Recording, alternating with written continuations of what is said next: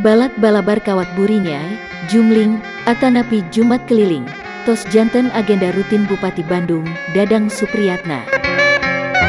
Dina agenda dinten Jumaah anu lumangsung di Masjid Miftahul Hikmat Desa Cipanjalu, Kacamatan Cilengkrang, Jumaah 18 Februari 2022, kauninga, wirehna Bupati Bandung saenggalna, sejang ngalereskeun jaringan komunikasi di eta wewengkon.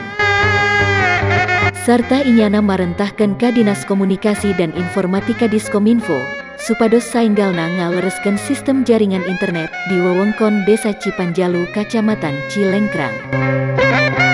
Bupati Dadang Supriyatna nuju juluk Kang DS teh mitutur, wireh sinyal teh kacida pentingna.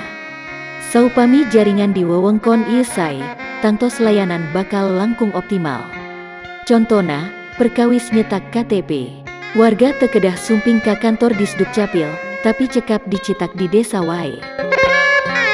Dina kasempetan eta, inyana oge ngadugikeun majengna program pinunjulna, nu tos ngahontal 88%, diantawisna program insentif sareng BPJS Ketenagakerjaan, kanggo RT, RW kalih linmas, oge insentif kanggo 17.000 guru ngaji.